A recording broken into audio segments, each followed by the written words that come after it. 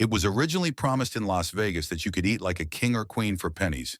For less than $5, you can have a tableside prime rib carving, mountains of crab legs, and champagne that flows like water.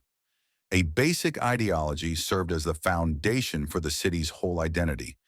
Everyone wins if you provide them inexpensive food and get them through the casino doors. However, those days are buried deeper than Jimmy Hoffa, as anyone who has recently walked the strip knows. Vegas is no longer feeding families, buffets are disappeared, and costs have skyrocketed to $80 per person. Private equity firms are receiving quarterly earnings reports from it. Since 2020, 70 buffets have vanished. 70. That is extinction, not evolution. Business leaders refer to it as profit margin optimization. The remaining individuals refer to it as the demise of the final, democratizing influence in American dining. By eliminating the $20 all-you-can-eat deal, working families are completely shut out of Vegas in addition to eateries. But in spite of the spreadsheet logic that crushed their rivals, we will show you the 6 buffets worth your winnings that are still intact. Some made quality their first priority. Others found that locals' loyalty is more important than tourists. The buffet in Las Vegas has been sabotaged, so subscribe and stay put. And the murderers must be identified. A man by the name of Herb McDonald invented the Buckaroo Buffet, a midnight chuckwagon dish that cost precisely $1 at the El Rancho Vegas in 1946, giving rise to the Las Vegas Buffet. This was strategic warfare masquerading as hospitality, not compassion. McDonald saw something that contemporary executives in Vegas have totally forgotten. You profit from the gambler who stays 4 hours longer because they aren't hungry, not from the food. The economics were elegantly straightforward. Profit $30 when patrons hit the blackjack tables after losing $3 each at the buffet. The business model wasn't the meal, it was the bait. The idea worked like clockwork, and every casino on Fremont Street promptly adopted it. With construction workers dining next to high rollers and everyone receiving the same prime rib for the same absurd price, buffets have become the great equalizer. Vegas casinos fought for decades to provide the most outrageous value. In the 1950s, the Golden Nugget promoted 49 cents for all you can eat. Through the 1970s, Circus Circus offered whole steak meals for less than $2. These were permanent policies, not promotions. When it was possible to bet anywhere, the promise of the buffet kept visitors coming back to Vegas. You're simply another city with expensive hotels and rigged gambling machines if you take away that promise. The psychology was where the genius lay. In contrast to costly marketing, cheap meals fostered loyalty. A family from Iowa did not mention losing money at the tables when they recalled their trip to Vegas. For $3 apiece, the children feasted like kings at that amazing buffet they raved about. They returned because of that nostalgia. Vegas seemed like home because of that recollection. Modern Vegas is truly perplexed as to why they are no longer popular, having exchanged that goodwill for quick profit extraction. Buffets were lost leaders until the 1980s and 1990s, when they became destination experiences. Everything changed in 1993 with the opening of Rio's Carnival World Buffet. There were live-action kitchens where chefs made meals in front of patrons, 12 cooking stations, and 70 dishes that changed every day. This was dinner theater now, not cafeteria service. From necessary evil to legitimate attraction, the buffet evolved. When Bellagio debuted in 1998, they took the concept to the next level, into the realm of fine dining. They had food from real eateries on their buffet. Not steam table estimates, but well-cooked meals made with quality ingredients. Other casinos launched increasingly complex spreads that would have seemed crazy 10 years ago as they rushed to catch up. Bacchanal Buffet, a $17 million remodeling that included 9 open-show kitchens and more than 500 dishes, was Caesar's Palace's last shot in 2012. This was now a culinary theme park rather than a buffet. Customers strolled through what seemed to be a little culinary festival as cooks, tandoori experts, and French pastry artists worked side by side. On a single dish, you were receiving a globe tour rather than meals. The mega buffet era demonstrated that Vegas could handle both volume and premium at the same time. Weekend dinner prices increased gradually from $12 to $25 to $50. However, because the value equation remained valid, customers did not rebel. Spend $50 and consume $80 worth of fine dining. Vegas's reputation as the location where excess was, the whole idea was upheld, the math made sense, and the experience felt unique. Everything went wrong when corporate ownership realized that these buffets were profit goals rather than brand builders. Not only did March 2020 put a stop to Vegas buffets, but it also provided casino executives with the justification they had been hoping for years. All of a sudden, they could close down those financially struggling businesses and blame a pandemic rather than their own selfishness. Ignore the fact that for decades, these same buffets had served as marketing vehicles. According to the spreadsheets, they weren't profitable, and COVID gave them a pretext to be killed off for good. Caesars Entertainment CEO Tom Reeg has publicly admitted that his company loses $3 million a year on each buffet. These executives purposefully leave out context that is necessary to understand that number. Indeed, when buffets are evaluated separately, their profit margins are negative. However, by keeping patrons on the resort longer, those losses generated billions of dollars in casino revenue. Measuring the profitability of buffets without taking into consideration how they affect casino revenue is similar to calculating the worth of a loss leader without taking into account the products it sells. 2020-2023 saw the closure of more than 70 buffets in Vegas. 12 people made it out alive. Almost quickly, the Strip transformed from America's buffet capital to a buffet desert. However, many of those areas weren't left unoccupied. They developed into food halls, hip gatherings of expensive standalone ideas that sold ramen bowls for $15 and sandwiches for $18. Boutique extraction took the place of communal dining in corporate Vegas. Buffets took something priceless with them when they closed. The only place in contemporary Vegas where access to good food was not based on financial status. The fact that 6 buffets are still in business shows that the idea is still effective when businesses want it to be. The remaining 64 closures demonstrate that the hospitality industry suffers when private equity controls it. One of the few establishments to do so after the epidemic was the Palms Casino, which reopened its all-you-can-eat buffet in 2022. For sheer disobedience, this is worthy of praise. Palms observed their clientele and saw that locals still desired the classic experience, even when corporate siblings were turning buffet areas into food halls. Simply turning up can be revolutionary at times. The quality falls comfortably into the medium range, providing good execution on buffet basics without trying to match Bacchanal's extravaganza. Nothing tastes like it has been sitting under heat lights since morning service, and hot food stays hot and cold food stays cold. Anyone who has been to Wynn will not be impressed by the fish selection, but the Asian section handles the essentials with confidence, and the carving station provides real prime rib. Dinner prices range from $35 to $40, making them the most affordable choice in a market that has gone utterly crazy. Not only are you not being defrauded, but you are also not receiving luxury. For families that wish to enjoy the buffet experience without putting out a second mortgage, the value calculation makes sense. Buffets in Vegas used to look like this: dependable, approachable, and modest. Palms is ranked number 6 since they don't establish trends or push boundaries.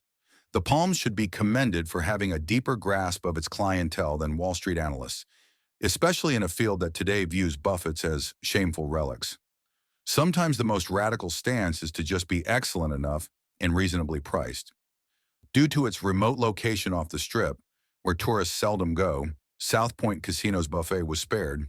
South Point looked at their clientele, real Las Vegas residents who come every week, and continued to serve while Strip establishments were closing and blaming COVID. No demands for reduction from corporate headquarters. Optimization is not required for private equity. Only a casino that remembered the purpose of buffets. For the pricing range, the meal quality constantly surpasses expectations. The cost of a weekend supper is about $30, and you're getting quality preparation instead of quantity. The seafood tastes fresh, the prime rib has marbling, and the dessert selection is on par with Strip casinos. This isn't fancy food, but it's real food made by folks who know what makes a buffet worth coming back for. Consistency is what distinguishes South Point. They don't revamp concepts every 2 years or follow trends. Because they are aware of what they are getting, their local clients continue to patronize them. South Point's monotonous dependability appears almost subversive in a business that today views uncertainty as innovation. They have mastered the lost middle ground, which is why they are ranked fifth. Superior to inexpensive buffets in quality, more affordable than options for luxury. And there's no pretense about their offerings. There used to be a lot of locations like South Point in Vegas. They are now the last surviving example of a business that realized that assisting residents generates more steady income than charging tourists. Bringing fine dining sensibilities to all-you-can-eat eating is how Bellagio's buffet earned its name. This was innovative when they first launched in 1998, a buffet that genuinely considered culinary skill, ingredient quality, and plating. Even though rivals have caught up to or overtaken them, they are still riding high on that reputation 20 years later. With unmistakable quality in their seafood choices and genuine talent in their cutting stations, the meal is nonetheless above average. That Bellagio elegance is still there in the atmosphere. Real table service, adequate lighting, and the absence of the cafeteria appearance that marred inexpensive buffets. Even when you're paying for refining, they still provide enough of it to support their claims. Even while Bellagio doesn't exactly bring luxury tier innovation, its weekend dinner costs now surpass $70 per person, placing it firmly in the luxury tier. It's been years since the menu changed. In contrast to Bacchanal's open kitchen spectacles, the cooking stations seem antiquated. Although the food is excellent, the experience isn't worth the 40% price hike over South Point. Bellagio comes in at number 4 because despite the fact that the original idea of upscale buffet eating is beginning to wane, they still embody it. They're no longer unique in comparison to other things in Vegas, but they're still not awful. Having a solid reputation isn't enough when you're charging high charges. You must continually explain to clients why they should pick you over more recent and creative alternatives. Wicked Spoon invented the small plate buffet concept, which substitutes individual meals for communal steam tables, completely rejecting the big buffet playbook. The typical buffet issue of serving spoons contaminating entire trays is resolved when each dish is delivered in separate containers, ramekins, small plates, and taster portions. This is actually smarter food service, not just a matter of taste.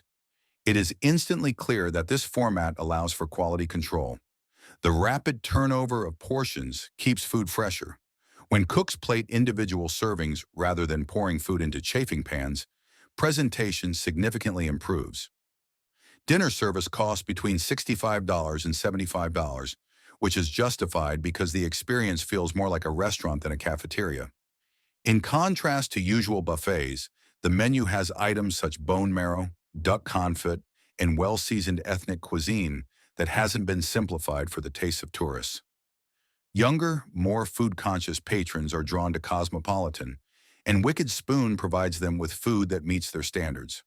Although there isn't as much diversity as Bacchanal's 500 dishes, every meal is prepared to a higher standard. Because they demonstrated that buffets may innovate without sacrificing their core appeal, Wicked Spoon comes in at number 3.